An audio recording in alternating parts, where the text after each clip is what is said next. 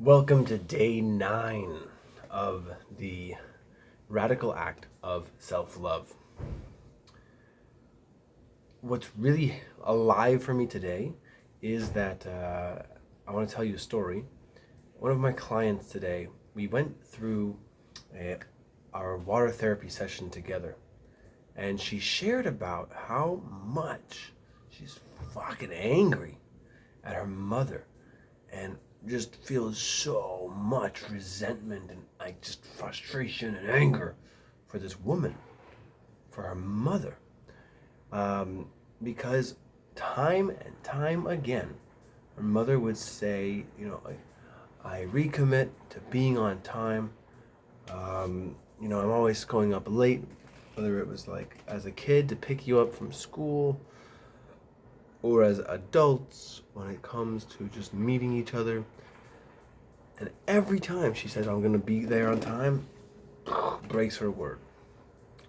And it feeds into her ego story of like, this means she doesn't really care about me. I'm not enough. Here's proof again and again that she says she's going to do something and she breaks her word to me. And I just can't trust her. And as a mother, she should be able to keep her word, like have some fucking integrity, be able to do what you say you're going to do. And when we check in about this like resentment and how much she's just like stuck, is that she expects her to do what she says she's going to do and to hold her word. And the truth of the matter is, as much as her mother says, I want this, you're important to me, I love you so much, me being late is like a sign of disrespect to you, and I'm gonna change it. I'm not gonna do that. I'm gonna be there on time. And after so many times over the years, still showing up the same way as she has before, she's like lost all trust, can't believe in her, does not feel safe around her, and thinks that something's wrong with her, that she doesn't deserve her mother to be there on time for her. And her mother's lying to her again and again, and it means that she's not enough. I notice tension in my chest to finally voice this story.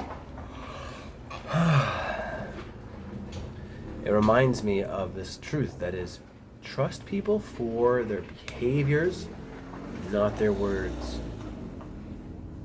Again and again, the more we're going to create suffering is trying to believe somebody for their words, not their actions. This is toxic. This is dangerous. It reminds me about how much I did the same thing. And I had my mentor teach me that I had people resenting me and angry at me for breaking my word to them. And the two people in our group who were expressing this frustration with me multiple times were saying, I gave my word to them, I apologized for what I had done, and therefore recommitted to showing up differently in the future. And now they're just fucking pissed off at me because I couldn't keep my word. And he looked at these situations that I had given my word for and thought, Keegan, you don't need to apologize for what you've done and change for these people. I don't see that you actually did anything wrong in these situations. And so, are you apologizing purely for the sake of making that person happy? Purely for the sake of trying to avoid confrontation with this person because of a disagreement at a higher level? Higher level, what do I mean? Because of a disagreement of ways of being. And therefore, the confrontation just has to exist. Doesn't mean that we're not going to be friends. Doesn't mean that we're not going to be able to connect with each other. It just means we disagree on this thing.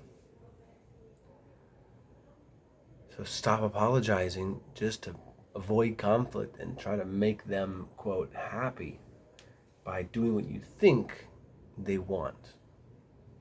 What you think is what's best for them. And in receiving that coaching, I just was like, wow. I'm actually apologizing to people just to like be a people pleaser, just to make them happy.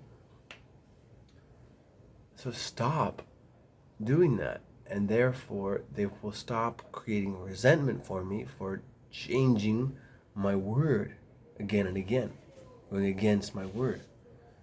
And instead just be like, you know what, that's just the way that I am. Accept me or hate me, but this is the way it is. Well, at least I can know where we stand, is what you're gonna get as a response instead of, you fucking asshole. You're like, well, at least you're honest. And that's what this is about, being radically honest, even if it's gonna create conflict. Because in the short term,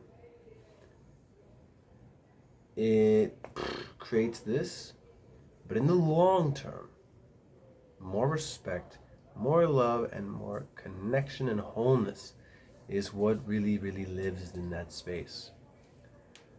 So don't apologize for something that you don't really mean, and trust yourself and other people at the level of their actions and their behaviors, again and again shown to you, not for what they say, not for what their word is. Because we can easily try to people please somebody else to avoid a conflict, a confrontation. So be mindful of this, and you will give yourself so much relief from unnecessary suffering. I pray this is useful to somebody out there. It's very useful to me. Thank you. I love you. Bye for now.